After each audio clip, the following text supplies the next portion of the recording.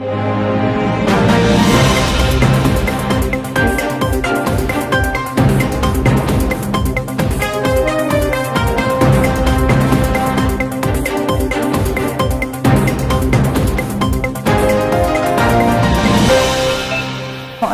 warahmatullahi wabarakatuh. Yang berusaha Encik Rashidi bin Muhammad, Guru Besar Sekolah Kebangsaan Seri Tengah Yomping. Yang dihormati Encik Nordin bin Adnan, Guru Penolong Kanan Pentadbiran. Yang dihormati Puan Syazrin binti Abu Bakar, Guru Penolong Kanan Hal Ehwal Murid. Yang dihormati Encik Muhammad Rahimi bin Abdul Talib, Guru Penolong Kanan Co-Curriculum, barisan guru-guru, staf dan semua ibu bapa serta anak-anak SK Seri Tengah yang dikasihi sekalian.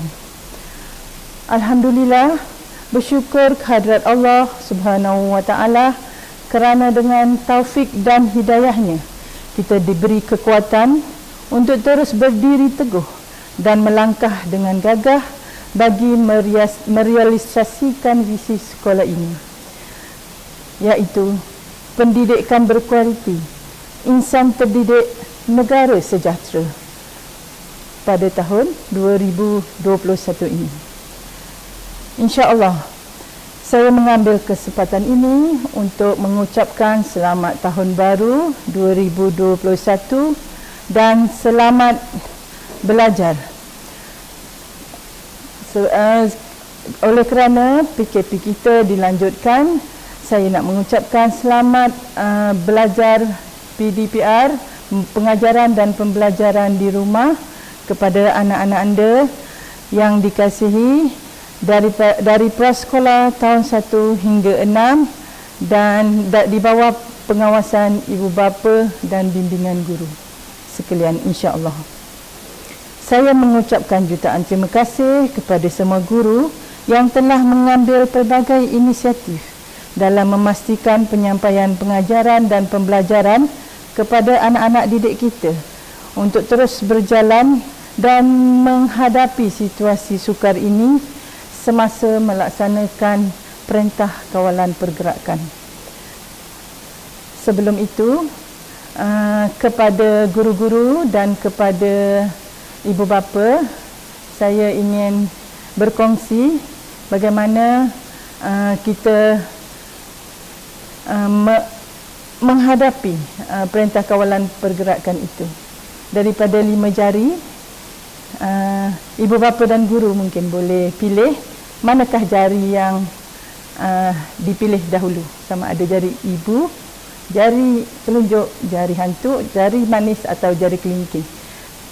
Buat guru-guru dan ibu bapa boleh membuat keputusannya. Pada penghujung ucapan saya akan berkongsi tentang kaedah ini, insya-Allah. Hari ini saya hendak berkongsi tentang pendekatan dan kaedah pengajaran, pembelajaran dan pengajaran di rumah PDPR dan pentaksiran bilik darjah dalam norma yang baharu. Sebenarnya PDPR ini bukan baharu, tetapi mendapat perhatian yang sangat serius oleh pihak media dan masyarakat hari ini. Walaupun PDPR bukan pilihan yang tetapi kita cuma ada itu saja. Walaupun bukan pilihan yang terbaik, itu saja pilihan yang ada untuk kita meneruskan pembelajaran. Maka berlakulah jurang ekonomi antara yang lebih baik yang dapat meneruskan pembelajaran dan ada berlaku keciciran untuk masyarakat ekonomi yang tidak ada arat peranti dan capaian internet yang baik. Jadi bagi kami, kita perlu menyediakan master plan untuk merapatkan jurang tersebut. PDPR mesti diteruskan walaupun pedagogi dan kurikulum tidak berubah. Ini mungkin merisaukan hati anak-anak kita, guru-guru yang terpaksa menggunakan platform baru untuk mengajar. Jadi guru-guru bekerja berlipat kali ganda. Persediaan anak-anak di rumah. Kadang-kadang anak-anak kita entah makan, entahkan tidak, Kadang-kadang anak kita ada gadget ataupun tidak, jadi ibu bapa perlu intervensi dan anjakkan minda, kerana anak-anak kita belajar secara kendiri, berseorangan. Jadi tidak sama. Kita sebagai ibu bapa perlu menambah baik wahana pendidikan yang ada. Kekangan hari ini yang berlaku dan cabaran anak-anak, kekurangan internet, setengah pelajar kita mungkin panjat pokok di kampung-kampung, panjat gunung untuk mendapatkan capaian internet yang baik. Kadang-kadang di rumah tiada suasana persekitaran kondusif untuk belajar di rumah. Jadi cabaran yang kita hadapi itulah apabila belajar di rumah. Guru juga perlu membuat semakan semula mengapa pelajar tidak join kelas dia, tetapi anak-anak kita join kelas guru sebelah. Jadi guru-guru perlu membuat refleksi, membuat penilaian kendiri dengan bermuhasabah, refleksi semula keberkesanannya, insya-Allah. Sebelum tu saya hendak berkongsi tentang apabila kita melaksanakan kerjaya kita sebagai guru, gunalah formula 4MDL. 4MDL yang pertama ialah modal insan. M yang pertama ialah modal insan, kitalah modal insan. M yang kedua ialah modul. Sediakan modul sendiri, macam kita masak, kita ada resepi nasi biryani kita sendiri. Jadi dekat situ dalam perniagaan nanti dia ada niche. Kenapa orang cari nasi biryani Encik Rahimi? Dia ada nasi kambing 40 hari. Kenapa kita pun boleh buat kambing 40 hari? Yang ketiga, kita akan dijadikan model. Kita akan dijadikan model bila inovasi dan kajian tindakan kita mengikut kaedah ini berjaya. Modul yang digunakan tu meningkatkan prestasi anak-anak, berjaya berkesan. Dan akhirnya kita akan dapat M, seterusnya ialah medal. Medal ialah penghargaan manusia, tapi kita bekerja kerana Allah untuk mendapat keredaan Allah. Medal ialah penghargaan apabila kita dapat berkongsi ilmu yang ada, bukan untuk kita menunjuk-nunjuk, tetapi kita nak berkongsi dengan memudahkan orang, urusan kawan-kawan dan rakan yang lain juga, insya-Allah. Itulah 4MDL yang saya ingin kongsi dengan rakan-rakan guru semua. Sebab guru menggunakan secara optimum dan mengadaptasi pembelajaran atas talian, dan ada sesengah guru agak kekok sebab belajar di universiti lain, kita tak tahu 2020 guru-guru baru tidak tahu bagaimana menghadapi COVID ni. Jadi kita mesti belajar lawan rasa rendah diri, mesti ada keyakinan diri. Kadang-kadang sesengah kita mungkin malu di depan kamera, mungkin malu di depan orang ramai, masih gemetar. Tapi saya ingin berkongsi dulu, saya pun macam tu juga, tapi saya lawan. Saya tidak ada pilihan lain kerana saya sudah memilih kerjaya ini. Kami guru Malaysia berikrar dan berjanji. Dekat situ ialah amanah. Jadi saya mencipta lagu supaya anak-anak senang mudah ingat.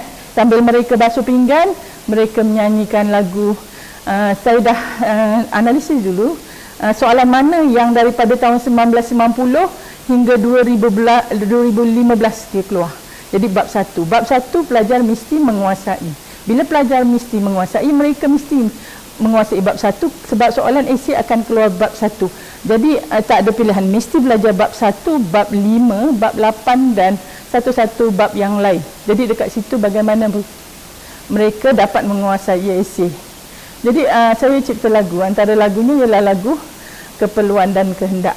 Ingin berkongsi kepada guru-guru untuk kita berkreativiti sewaktu saya mengajar 21 tahun yang lalu, iaitu mata pelajaran perdagangan dan perniagaan. Insya-Allah.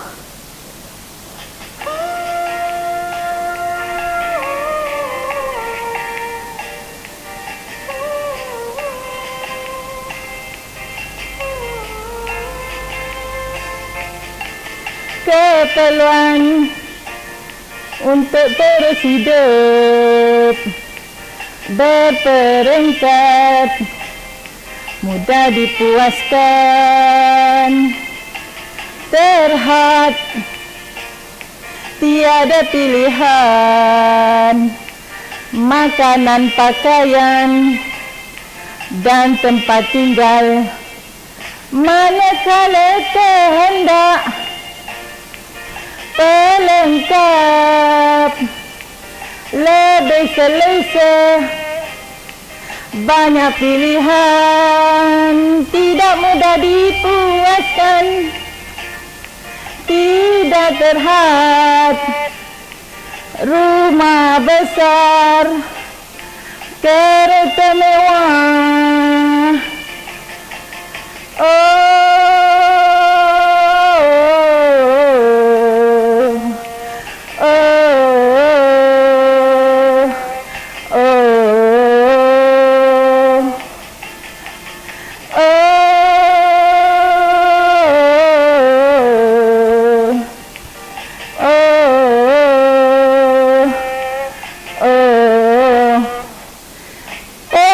Keperluan Maslow, keperluan asas, keselamatan, kasih sayang, penghargaan, sempurnakan diri, fisiologi, sosial rohani.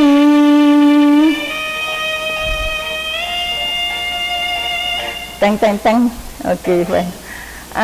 Okey, insyaAllah guru-guru boleh menggunakannya secara optimum, kemudahan-kemudahan yang ada supaya kita lebih berkreativiti, insyaAllah. Okey, sebab kita lihat hari ini rata-rata mungkin pelajar yang nak mengambil peperiksaan SPM masih belum bersedia.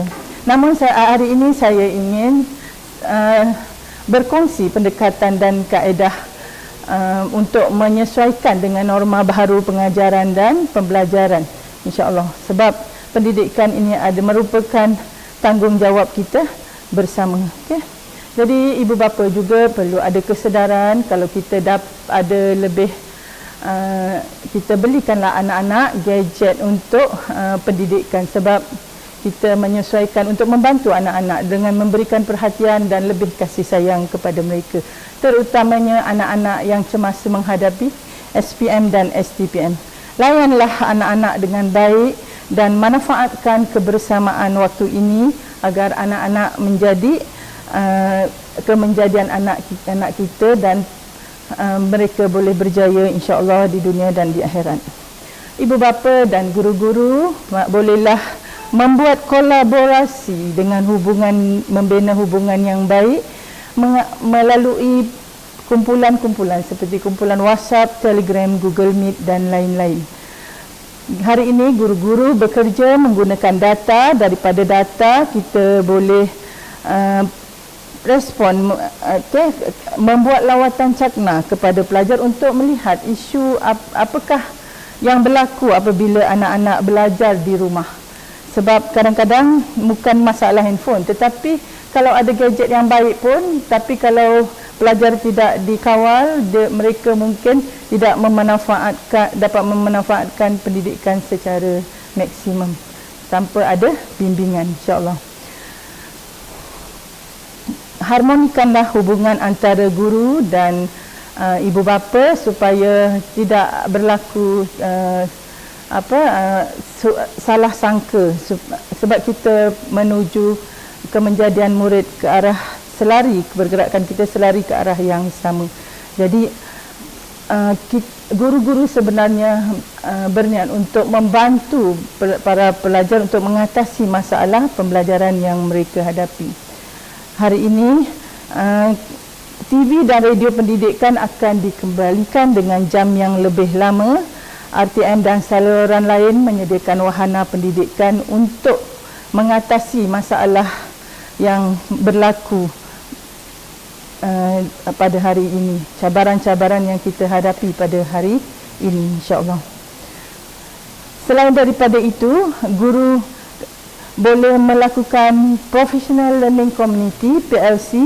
Keluarlah dari kepompong yang biasa, sampaikan idea dengan lebih kreatif dan melakukan benchmark. Masuklah kelas guru-guru yang kreatif yang mana anak-anak muridnya mungkin ramai, dan bekerjasamalah sebagai satu pasukan daripada guru lain yang lebih kreatif. Usaha guru perlu berganda, bukan sahaja dalam aspek penyampaian tetapi menilai pendekatan yang digunakan sama ada berjaya ataupun tidak melalui refleksi kita, insya-Allah. Harapan saya, berikanlah sokongan kepada anak-anak kita pada waktu ini kerana saat ini adalah sangat yang mencemaskan. Masing-masing perlu dorongan dan empati yang tinggi. Bukan sahaja sokongan material tetapi juga spiritual. Guru-guru perlu beraksi dengan kepakaran lebih tinggi sebab kelas atas talian bukanlah sesuatu yang mudah untuk diterjemahkan. Kita perlu membuat penambahbaikan pendekatan pedagogi dan membuat perkongsian ilmu secara lebih menarik, insya-Allah. Walau apapun cabaran yang kita perlu hadapi, situasi ini kita hadapilah dengan solusi yang lebih baik. Guru-guru dan ibu bapa mungkin stres, mungkin tekanan pada waktu ini, jadi saya ingin berkongsi 5 jari tadi. Aturlah kehidupan kita mengikut keseimbangan. Antara 5 jari itu, mana jari yang pertama kita pilih? Mungkin ada orang jari ibu, jari telunjuk. Mungkin ada orang pilih dulu jari kelingking. Mungkin ada orang pilih dulu yang pertama jari jari hantu. Okey, secara amnya saya ingin berkongsi ini main-main saja, sekadar perkenalan dengan saya, Puan Zanaria. Jadi sebenarnya jari kita ni, kita boleh seimbangkan hidup kita bila waktu-waktu keutamaan mana satu yang lebih penting. Yang pertama ialah kecenderungan kita mengambil keputusan untuk mengutamakan ibu bapa. Yang jari telunjuk menunjukkan diri sendiri. Bila ada satu situasi kita melepaskan diri kita sendiri, jari telunjuk. Jari yang tengah ialah jari kerjaya sebab jari paling kuat untuk kita mencari nafkah. Jari manis apabila kita sarung cincin menunjukkan keputusan yang dibuat melalui pasangan, dan jari yang ujung sekali ialah berkaitan dengan anak-anak dan anak buah ataupun kita punya di bawah jagaan kita maksudnya. Jadi seimbangkanlah bagaimana kita membuat keputusan, insya-Allah. Saya berkongsi itu, saya mengamati jari kita ni, mungkin di dalam kehidupan kita pusingannya sebegitu, insya-Allah. Saya yakin dan percaya seluruh pendidik telah berusaha menjalankan tugas dengan amanah dan penuh tanggungjawab. Bersamalah kita menuju kecemerlangan dengan tagline Sekolah Kebangsaan SK Seri Tengah, committed towards excellence, insya-Allah. Sekian saja. Assalamualaikum warahmatullahi wabarakatuh dan terima kasih.